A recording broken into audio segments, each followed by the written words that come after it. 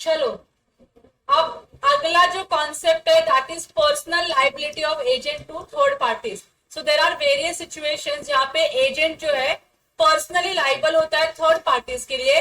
क्यों लाइबल होता है? क्योंकि उसने कुछ ना कुछ तो कांड किया हुआ है जिसकी वजह से प्रिंसिपल की लाइबिलिटी नहीं आती है वो, या प्रिंसिपल की लाइबिलिटी के अंदर फॉल नहीं होती है, तो एजेंट पर्सनली लाइबल होगा थर्ड पार्टी को कॉम्प ऑफ करने के लिए।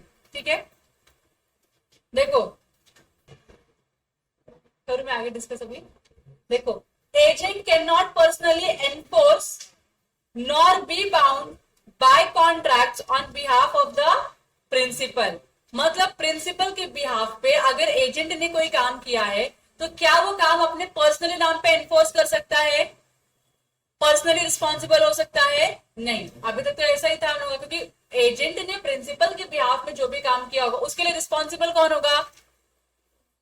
प्रिंसिपल खुद रिस्पॉन्सिबल होगा। क्यों? क्योंकि एजेंट ने प्रिंसिपल के बिहाफ में विद इन द अथॉरिटी रह के काम किया है। बराबर की नहीं? In absence of any contract to the effect, agent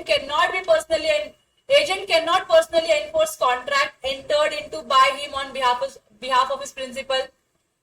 personally वो कॉन्ट्रैक्ट को एनफोर्स नहीं कर सकता ना, अपने नाम पे एनफोर्स करेगा क्या कॉन्ट्रैक्ट को? नहीं ना, प्रिंसिपल के बिहाफ में कॉन्ट्रैक्ट तो प्रिंसिपल एनफोर्स करेगा ना उस कॉन्ट्रैक्ट को, प्रिंसिपल परफॉर्म करेगा ना उस कॉन्ट्रैक्ट को। बराबर की नहीं? Nor he is personally bound by them, ना ही उसने जो कॉन्ट्रैक्ट किया उसके लिए पर्सनली लाइबल होगा। He can neither sue nor be sued on contract, क्योंकि कॉन्ट्रैक्ट किसके बीच में हो रहा है? प्रिंसिपल और थर्ड पार्टी के बीच में हो रहा है। कॉन्ट्रैक्ट थर्ड पार्टी और एजेंट के बीच में नहीं हो रहा है। इसके लिए ये दोनों मिलके इसको किसी तरीके से केस कर सकते? क्या इसके ऊपर? नहीं कर सकते। क्या ये किसी के ऊपर केस कर सकता है? क्या नहीं कर सकता। प्रिविटी ऑफ कॉन्ट्रैक्ट नाम की कुछ चीज होती है कि नहीं होती है? हाँ, ठीक है। अब इसके आगे पढ़ना है आपको एक्सेप्शंस। अभी वो जनरल लॉ था, जनरल लॉ में यही बोला जाता है कि agent is not bound by the contracts entered by him on behalf of the principal. बराबर, इतना शब्द समझ में आ रहा है आप लोगों को तो मैं आगे बढ़ सकती हूँ। हाँ बोलो जोर से, जोर से। तो अभी कुछ एक्सेप्शनल सिचुएशन है और इस एक्सेप्शनल सिचुएशन में हम मान लेंगे, अज्यूम कर लेंगे कि एजेंट जो है पर्सनली लाइबल है even though he has entered into the contract on behalf of his principal. लेकिन there are certain exceptional situation जहां पे हम एजेंट को पर्सनली लाइबल कर सकते हैं। ठीक है, पहला situation where the contract is made by an agent. Contract किसने बनाया है? एजेंट ने क्रिएट किया है। फॉर द सेल और purchase of goods for a merchant resident abroad और फॉरेन प्रिंसिपल। किसी ऐसे पर्सन के साथ इसने कॉन्ट्रैक्ट किया है, या तो प्रिंसिपल उसका फॉरेन में है या फिर जो उसका डीलर है जिससे वो गुड्स परचेस या सेल कर रहा है वो कहाँ रहता है? अब्रॉड में रहता है। अब ये कहां पर है? इंडिया में है। तो इंडिया में अज्यूम करो आप लोग कहां पढ़ रहे हो? हाँ, तो ये एजेंट भी कहां से बिलोंग कर रहा है? इंडिया में बिलोंग कर रहा है। या तो इसका प्रिंसिपल फॉरेन में बैठा है या जिसके साथ वो कॉन्ट्रैक्ट कर रहा है वो थर्ड पार्टी भी कौन है? तो कहां पर है? फॉरेन में ही, जिसके साथ वो डील कर रहा है कॉन्ट्रैक्ट सेल और परचेस का।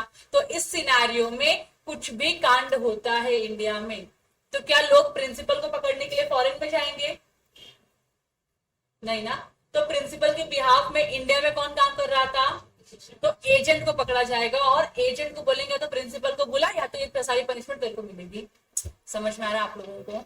देखो, when an agent has entered into a contract for the sale or purchase of goods on behalf of the principal resident abroad, ऐसा प्रिंसिपल जो इंडिया में नहीं रहता है किसी दूसरी कंट्री में रहता है और उस प्रिंसिपल के बिहाफ में इंडिया में एजेंट ने क्या किया है? कॉन्ट्रैक्ट में एंटर किया है।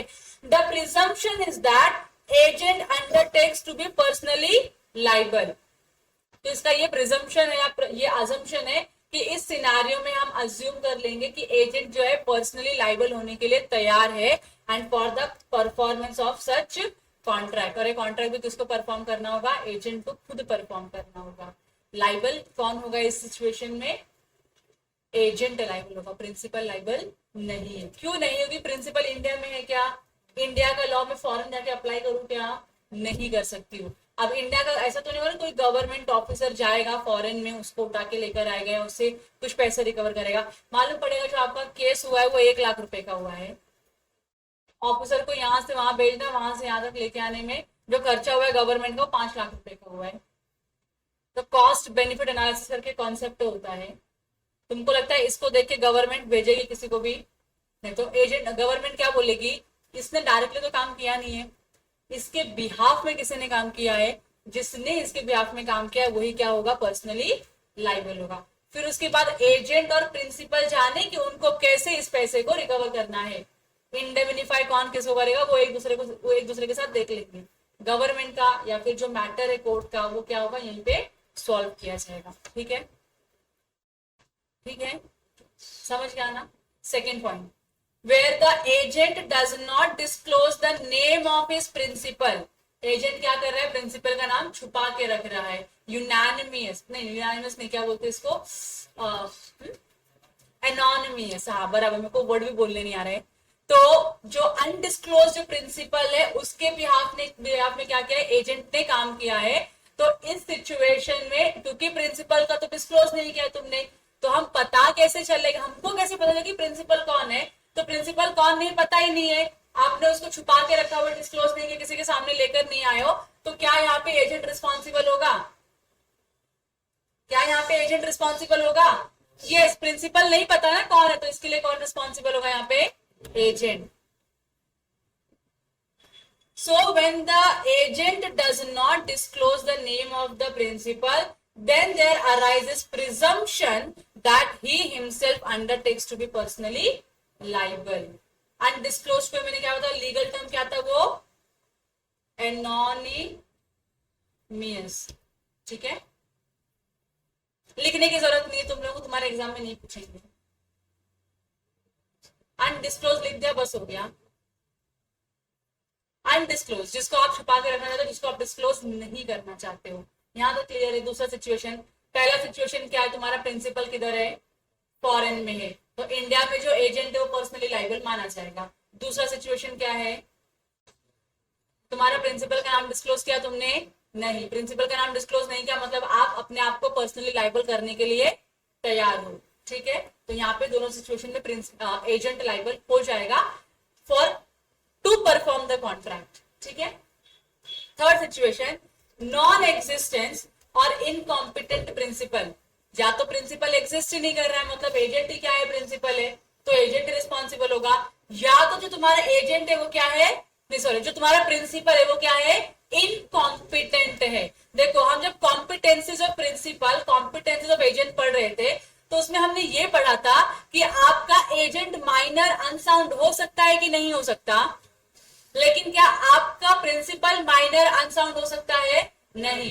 तो यहाँ पे क्या बोला, आपका प्रिंसिपल है क्या है, इनकॉम्पिटेंट है, या तो माइनर है या तो क्या है वो अनसाउंड माइंड है। तो अगर आपका प्रिंसिपल इनकॉम्पिटेंट है तो एजेंट जो होगा वो क्या होगा, पर्सनली लाइबल हो जाएगा। So where the principal though disclose, आपने प्रिंसिपल का नाम बता दिया है, can not be sued, the agent is presumed to be personally liable. पता है कौन है प्रिंसिपल इसका, लेकिन पता करके करूंगा क्या मैं, क्योंकि जो प्रिंसिपल है वो पागल है या प्रिंसिपल है जो माइनर है, तो उसके अगेंस्ट में आप एनीवेज कुछ एक्शन ले नहीं पाओगे, बराबर कि नहीं। तो जो एजेंट है जो प्रिंसिपल के बिहाफ में काम कर रहा है वो क्या हो जाएगा, पर्सनली लाइबल हो जाएगा। तो यहाँ पे एग्जाम्पल लिखा हुआ है, an agent who contracts for a minor, एक ऐसा एजेंट है जो माइनर के साथ कॉन्ट्रैक्ट कर रहा है, minor being not liable, the agent becomes personally liable, and this result may not however follow where the other party already knows the principal is a minor। या आप उसका फर्क नहीं पड़ता है कि आपको पता है प्रिंसिपल माइनर था या नहीं माइनर था, ये आप जो एजेंट है वो पर्सनली क्या हो जाओगे, लाइबल हो जाओगे।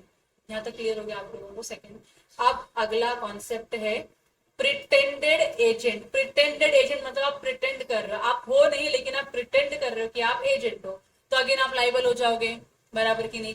सो if the agent pretends but is not actual agent, the principal does not ratify the act, और प्रिंसिपल ने भी क्या किया है, एक्ट को रैटिफाई नहीं किया है, बट डिसओन्स इट, और प्रिंसिपल ने क्या बोला, इस कॉन्ट्रैक्ट को मैं कैंसिल कर रहा हूं, मेरे को इससे लेना देना नहीं है, the pretended agent will be himself liable to the third party. समझ में आ गया?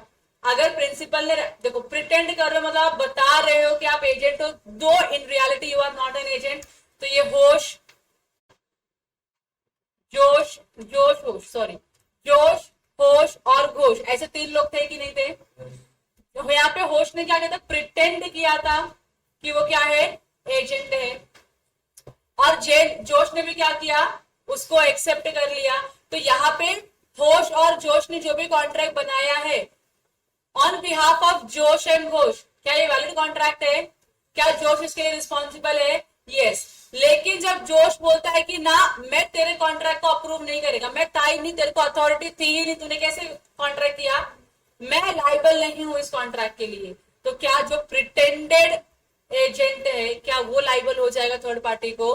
तो आंसर इज यस। अब इसको देखना पड़ेगा कि कैसे वो कॉन्ट्रैक्ट को परफॉर्म करना है। He is bound to perform the contract, और थर्ड पार्टी इसको स्यू करके कॉन्ट्रैक्ट परफॉर्म करवा सकती है। समझ में आया?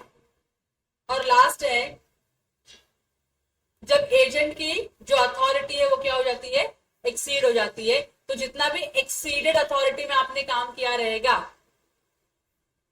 उस सब के लिए कौन रिस्पॉन्सिबल होगा? एजेंट होगा, प्रिंसिपल नहीं होगा। यहां तक क्लियर है? सिंपल था। अब अगला जो कॉन्सेप्ट है, rights of third party. Third party का क्या राइट होगा? क्योंकि देखो प्रिंसिपल और एजेंट के बीच में क्या कॉन्ट्रैक्ट है, कैसे मैटर नहीं करता। एजेंट प्रिंसिपल के बिहाफ में जाता है और थर्ड पार्टी से कॉन्ट्रैक्ट करके आता है। तो थर्ड पार्टी किसके अगेंस्ट केस करे, किससे परफॉर्मेंस करवा के ले, किससे पैसे रिकवर करे? डाउट है कि नहीं है? बराबर।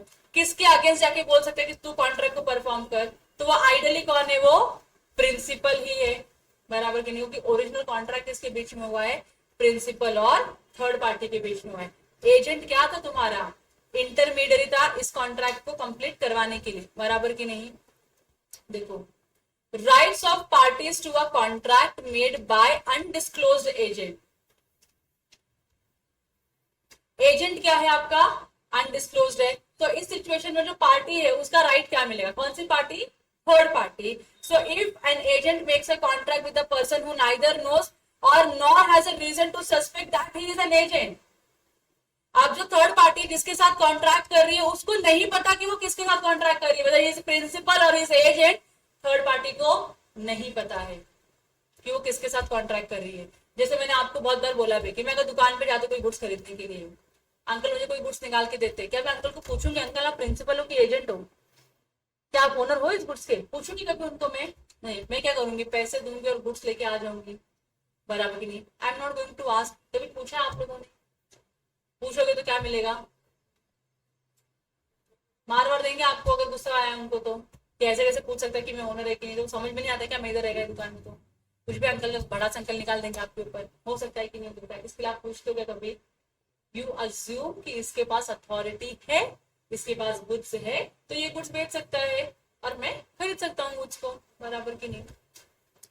His principal may require the performance of the contract, but the other contracting party has, as against the principal, the same right as he would have had against the agent if the agent had been the principal. तो इस situation में क्योंकि अब ये जो third person है वो किसके साथ कॉन्ट्रैक्ट कर रहा है, प्रिंसिपल है कि एजेंट है, इसको नहीं पता कि किसके साथ कॉन्ट्रैक्ट कर रहा है, सस्पेक्ट भी नहीं कर पा रहे कि ये प्रिंसिपल है कि एजेंट है।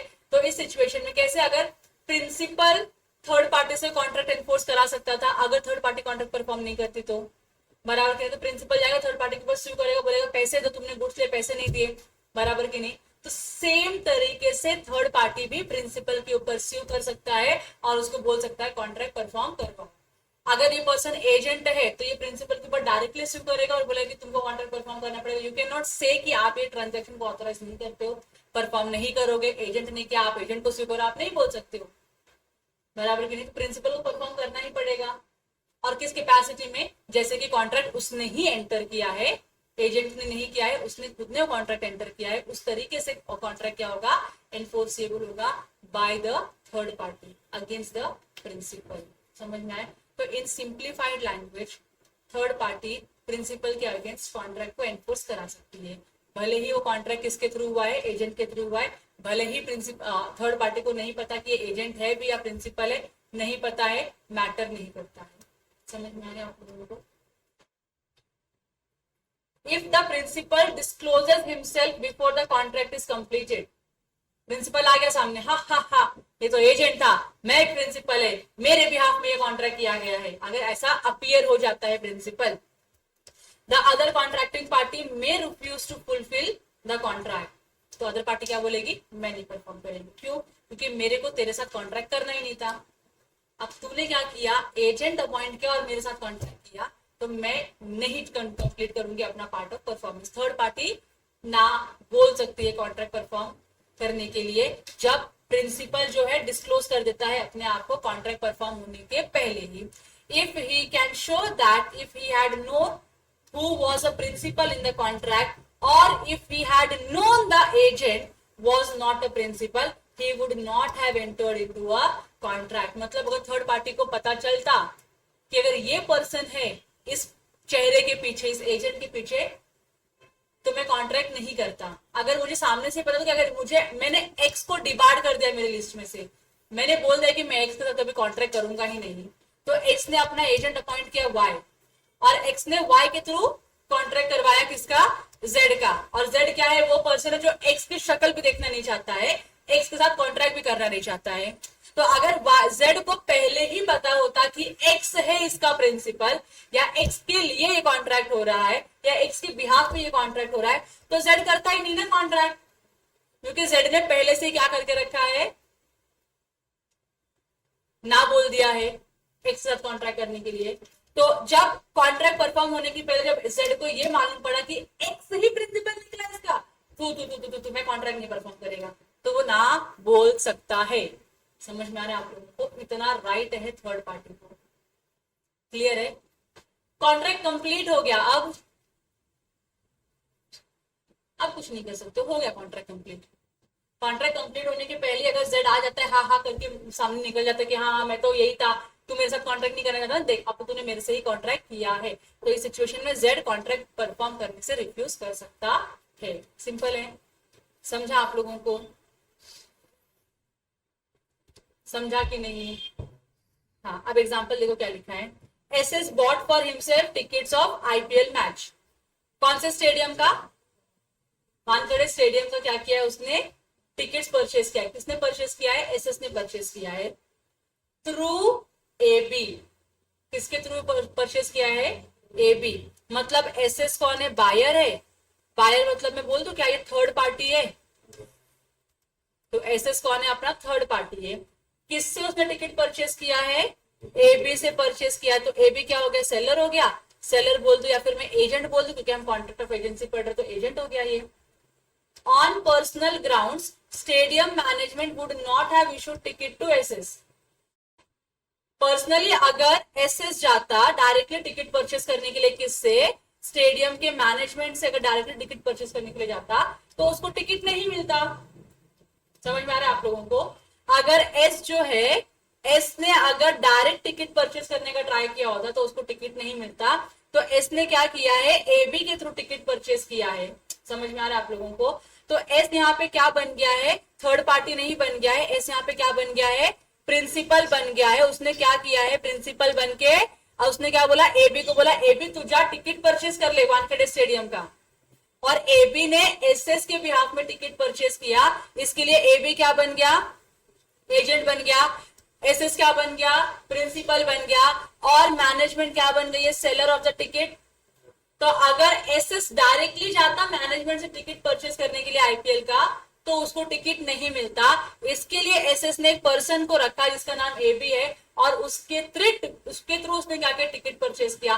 तो अब एसएस के पास टिकट आ गया कि नहीं आ गया? तो क्या तुमको लगता है जब मैनेजमेंट को ये इंफॉर्मेशन मिलेगा कि भाई टिकट तो एबी ने एसएस के लिए परचेज किया है, तो क्या वो कॉन्ट्रैक्ट कैंसिल कर सकते हैं? Yes. So the stadium management may repudiate the contract and refuse the SS to enter at the stadium. आपको स्टेडियम में आने से मना कर सकते हैं। कौन? मैनेजमेंट। अगर आप फ्रंटली अपना फेस लेके जाते तो आपको टिकट नहीं मिलता, आप फ्रंटली ये क्लियर था। इसके लिए आपने एजेंट अपॉइंट कर बोला कि जा मेरे लिए टिकट खरीद के लेकर आ। अब एजेंट ने आपके टिकट खरीद के लेकर आया, तो ओरिजिनली जो थर्ड पार्टी हो क्या कर सकती है? कॉन्ट्रैक्ट तो आपका कैंसिल कर सकते हैं, क्योंकि अगर थर्ड पार्टी को पता होता कि ये वो डिबार्ड पर्सन है जो कॉन्ट्रैक्ट जो स्टेडियम में एंटर करना चाहता है, तो हम उसको टिकट नहीं देते। लेकिन आप क्या कर रहे हो, दूसरा वेज यूज करके टिकट परचेस करवा रहे हो, तो इस सिचुएशन में जो स्टेडियम के मैनेजमेंट है, they definitely have all the right to repudiate your contract. Clear हो गया? अच्छा, स्टेडियम में जाके बैठ गया, मैच देख रहे और उनको मालूम पड़ा ये एसएस, ये वो पर्सन है जिसको हमने ब्लैकलिस्ट किया था, ये आ गया स्टेडियम में मैच देखने के लिए, क्या उसको निकाल के फेंक सकते हैं बाहर? निकाल सकते हैं, निकाल के फेंक सकते हैं। क्या ब्लैकलिस्टेड पर्सन है, कॉन्ट्रैक्ट कंप्लीट हुआ नहीं, कंप्लीट कब होगा? जब मैच खत्म हो जाएगा। मैच खत्म होने के बाद निकाल के भी क्या कर लेंगे ना उसको, अब तो हो ही गया, जो होना तो वो ही गया है, तो कुछ नहीं कर सकते हैं। क्लियर हो गया आप लोगों को? अब नेक्स्ट है section number 232, performance of contract with agent suppose to be principal. जो प्रिंसिपल हो सकता था और जो एजेंट बन के क्या कर रहा है, कॉन्ट्रैक्ट कर रहा है, मतलब वो अपने ही कैपेसिटी में काम करने का ट्राई कर रहा है। So when agent does not disclose that he is acting as an agent and the principal requires the performance of the contract, then the principal can obtain such performance subject to the rights and obligation subsisting between the agent and the other party to the contract. तो यहाँ पे क्या कर रहा है, जो agent है वो अपने आप को प्रिंसिपल बता के कॉन्ट्रैक्ट कर रहा है अपने प्रिंसिपल के बिहाफ में। इस सिचुएशन में जब प्रिंसिपल को मालूम पड़ा कि ऐसा कुछ सिचुएशन हुआ है, तो प्रिंसिपल क्या कर सकता है, सीधा थर्ड पार्टी से कॉन्ट्रैक्ट परफॉर्मेंस करवा सकता है, और जो उसकी ड्यूटी थी परफॉर्म करने की as a principal, that also he has to perform. Okay, example देखो, ए हु ओज ₹50,000 टू बी, मतलब ए को क्या करना है, बी को ₹50,000 पे करना है, sells 1 lakh rupees worth rice to be. A ने क्या किया है, बी को 1 लाख रुपए का राइस भी बेचा है। A is acting as agent for C. A क्या है, एजेंट है, किसका एजेंट है, सी का है in this transaction, but B has no knowledge nor reasonable ground of suspicion that such is the case. मतलब सी को जरा भी हिंट नहीं है कि ए क्या है, बी का एजेंट है। अब बी को क्या करना है, ए से अपने पैसे रिकवर करने हैं कि नहीं करने, बराबर कि नहीं, और सी ने क्या किया है, ए के बिहाफ में बी को राइस बेचे है कि नहीं बेचे है। बी पैसे कितना रिकवर करना चाहता है अपने, 50,000, बराबर, और इसने राइस कितने का लिया है, पूरे के पूरे 1 लाख रुपए का, मतलब 1 लाख रुपया बी को सी को देना होगा राइस के बदले में। और यहाँ पे ए जो है लाइबल है बी को पैसे देने के लिए 50,000 रुपए। यहाँ तक क्लियर हो रहा है आपको, ट्रांजैक्शन क्लियर हो रहा है, ट्रांजैक्शन क्लियर हो रहा है, ट्रांजैक्शन पार्टीज क्लियर हो रही है क्या। सी कौन है, एजेंट है, ए कौन है, सॉरी सी कौन है, प्रिंसिपल है, सी कौन है, प्रिंसिपल है, और ए कौन है, एजेंट है। ए कौन है, अपना एजेंट है। एजेंट जो है प्रिंसिपल के बिहाफ पे काम कर रहा था और उसने क्या किया है, बी को राइस बेचा है। ए ने क्या किया है, बी को राइस बेचा है सी के बिहाफ में, और जो सी है, सॉरी जो बी है, उसको सी से 50,000 रुपए भी रिकवर करने, नहीं, ए से 50,000 रुपए रिकवर करने, एजेंट से पैसे रिकवर करने के इसको थर्ड पार्टी को। और जो बी है जिससे कॉन्ट्रैक्ट है, थर्ड पार्टी सिचुएशन में, उसको नहीं पता है कि ए क्या है, सी का एजेंट है। And B has no knowledge nor reasonable ground of suspicion that in such case C cannot compel B to take the rice without allowing him to set off A's debt. अब यहाँ पे जो है ये C है, C क्या है, B को कंपेल नहीं कर सकता, फोर्स नहीं कर सकता ये बोलने के लिए कि तुझे क्या करना पड़ेगा, राइस भी लेना पड़ेगा without allowing him A's debt set off। अभी A की लाइबिलिटी है ना, लाइबिलिटी कौन किसकी सेट ऑफ करनी चाहिए, फिर से रीड करते हैं, मैं फिर से बताती हूँ तुमको। देखो क्या लिखा है, ए हु ओज ₹50,000 टू बी, ये ए है यहाँ पे दिख रहा है आप लोगों को, और ये कौन है, बी है। अब ए को क्या करना है, बी को ₹50,000 पे करना है। एक ट्रांजैक्शन है बिटवीन ए एंड बी, जहां पे ए के ऊपर लाइबिलिटी है बी को पैसे देने की। कितने पैसे देने की, 50,000 रुपए। Sales 1 lakh rupees worth goods worth of rice to be. अब ए ने क्या किया है, राइस बेचा है। ए ने ए की साइड से क्या किया है, बी को राइस गया है, ठीक है। A is acting as an agent for सी।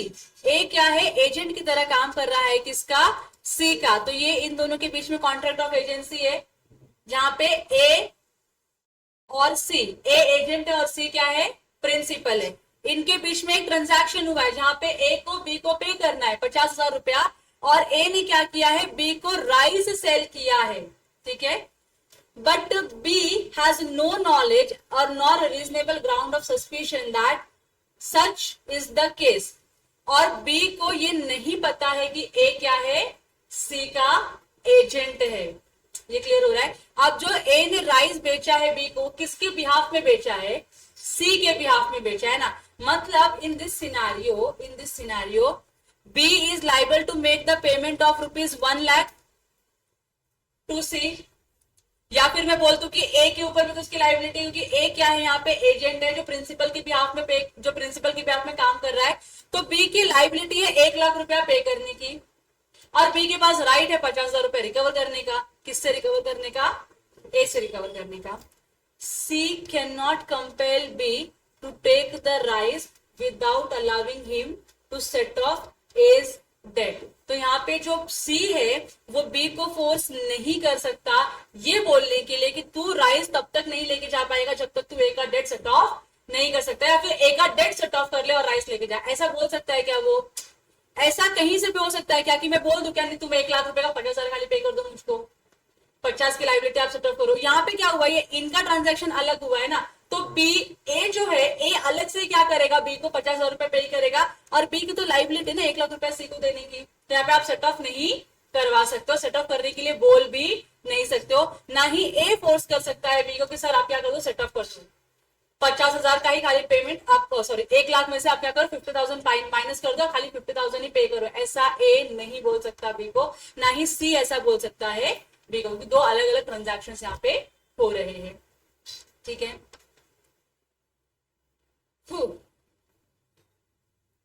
अब ये छोटा सा एक है पार्ट, ये बना रहे हो तुम लोग, बनाओ तो मेरे को नहीं लगता कि तुमको बिना पढ़े समझ में आएगा, या फिर मुझको मेरे नोट्स में अलग से ड्रॉ करके देना पड़ेगा तुमको। हम लोग ऑलमोस्ट चैप्टर खत्म करने के कगार पे आ चुके हैं, तो प्लीज जरा कोऑपरेट करो, जरा कम सो और फटाफट खत्म कर लेते हैं। चलो आगे बढ़े।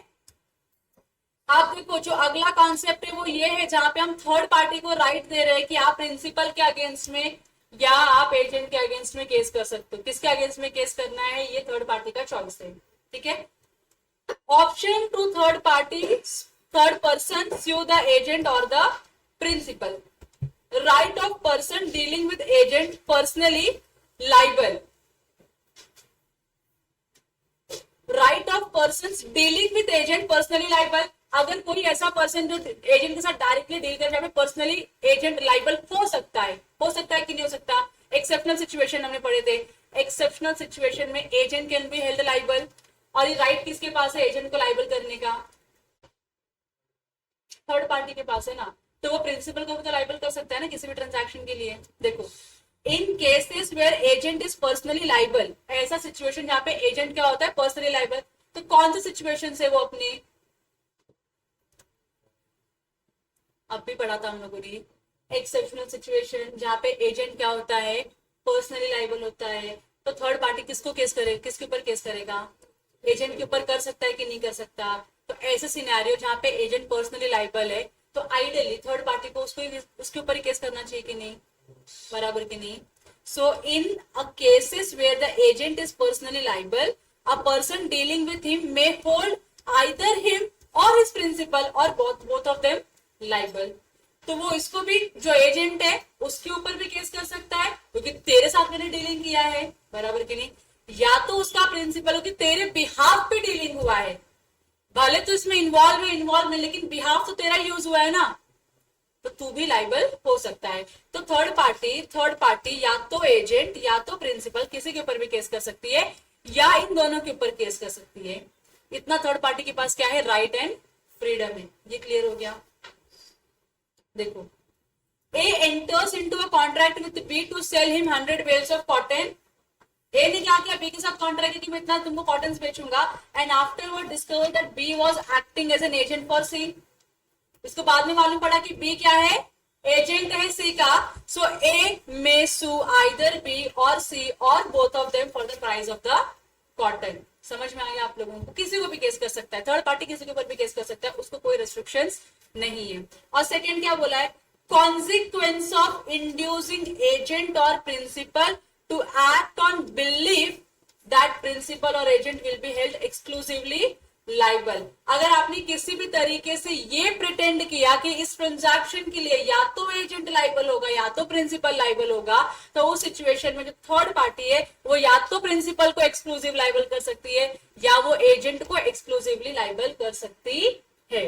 तो अगेन चॉइस किसके पास है, थर्ड पार्टी के पास है। So when a person who has made a contract with the agent induces the agent to act upon, और वो चाहता है कि एजेंट इसके ऊपर काम करे, the belief that the principal only will be held liable, or induces the principal to act upon the belief that the agent only will be held liable, he cannot afterwards hold liable the agent or the principal respectively। अगर आपने ये believe दिखा दिया, ये induce कर दिया, या conduct में बता दिया कि मैं खाली इस पर्सन को लाइबल करूंगा या ये पर्सन ही लाइबल होगा इस कॉन्ट्रैक्ट के लिए, तो आप सिर्फ और सिर्फ उसी पर्सन को स्यू कर सकते हो, और वो पर्सन आपका एजेंट भी हो सकता है और वो पर्सन आपका प्रिंसिपल भी हो सकता है। It can be any person.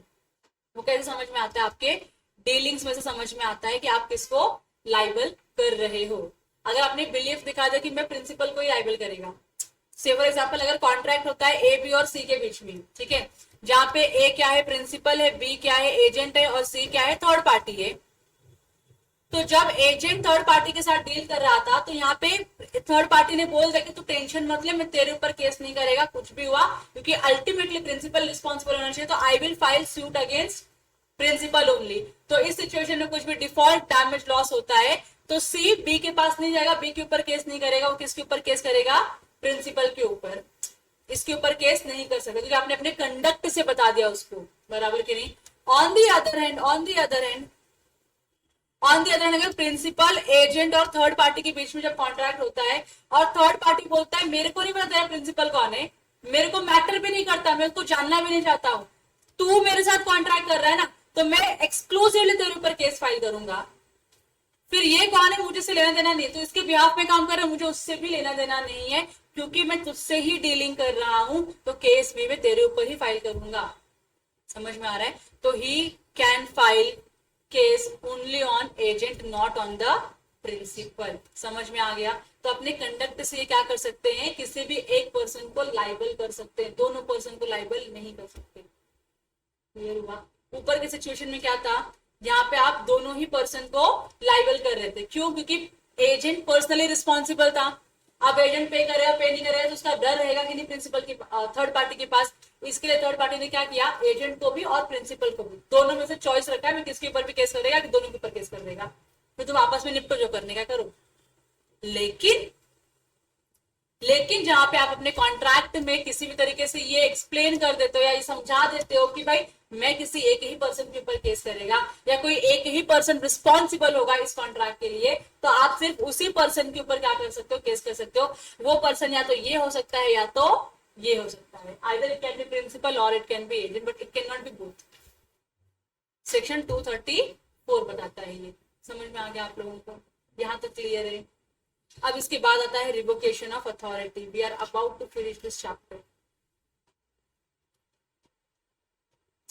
15 minute है मेरे पास। I am pretty sure 15 minute में खत्म तो होने से रहा।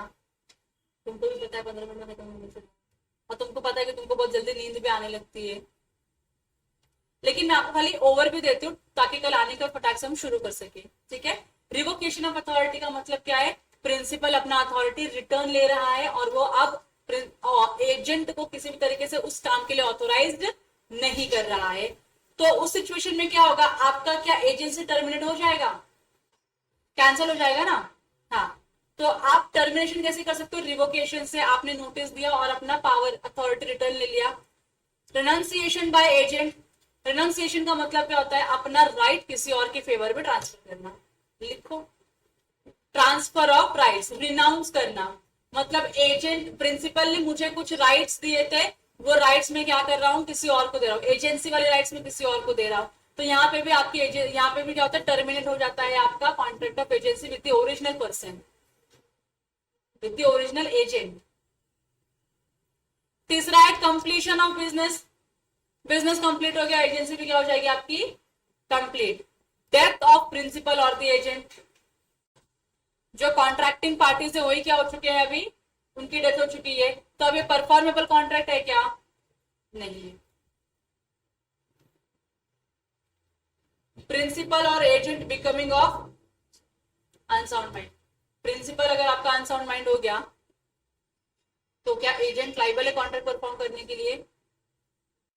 हमने क्या बोला था, प्रिंसिपल हो सकता है ना अनसाउंड माइंड का, agent will be held responsible, ऐसा कुछ पढ़ा था आप लोगों ने? Competencies of principal, competencies of agents पढ़े थे कि नहीं हमने? एजेंट अगर आपका एजेंट क्या हो जाता है, क्या हो जाता है अनसाउंड माइंड का, या एजेंट आपका माइनर होता है, तो कॉन्ट्रैक्ट तो वैलिड रहता है ना, परफॉर्म करना ही पड़ेगा। आपका प्रिंसिपल अगर अनसाउंड माइंड का हो गया तो वॉइड हो जाता है, क्योंकि प्रिंसिपल क्या होना चाहिए, मेजर होना चाहिए और साउंड माइंड होना चाहिए। यहाँ पे क्या बोल रहे हैं, प्रिंसिपल और agent becoming of unsound mind, मतलब आपने जब कॉन्ट्रैक्ट ऑफ एजेंसी में एंटर किया तब दोनों भी सही थे। कॉन्ट्रैक्ट ऑफ एजेंसी में एंटर करने के बाद एक पर्सन क्या हो चुका है, अनसाउंड माइंड का हो चुका है, तो जनरली क्या होता है, कॉन्ट्रैक्ट टर्मिनेट होना चाहिए, क्योंकि लॉ भी क्या एडवाइस करता है आपको कि अनसाउंड माइंड वाले पर्सन को आप अपना एजेंट मत बनाओ और ना ही अपना प्रिंसिपल बनाओ, ठीक है, इसके लिए टर्मिनेशन के पॉइंट में आया हुआ है। और क्या है, इंसॉल्वेंसी ऑफ प्रिंसिपल, प्रिंसिपल आपका इंसॉल्वेंट होगा तो क्या कॉम्पिटेंट पर्सन है, नहीं तो क्या हो जाएगा, आपका एजेंसी टर्मिनेट हो जाएगा। और लास्ट में क्या है, एक्सपायरी ऑफ टाइम, तो ये टाइम आपने लिखा था कि इस टाइम तक क्या होना चाहिए, कॉन्ट्रैक्ट परफॉर्म होना चाहिए, टाइम आ गया, कॉन्ट्रैक्ट ऑफ एजेंसी क्या हो जाएगा, कैंसिल हो जाएगा, टर्मिनेट हो जाएगा। यहाँ तक क्लियर है आपको? तो यही आप पूरा पढ़ने वाले हो कल के पूरे लेक्चर में, रिवोकेशन ऑफ अथॉरिटी, ठीक है। आज के लिए इतना काफी है। Thank you so much for bearing me a lot and showing your patience attending the lecture without ची चा चू चू करने का, ठीक है। Thank you.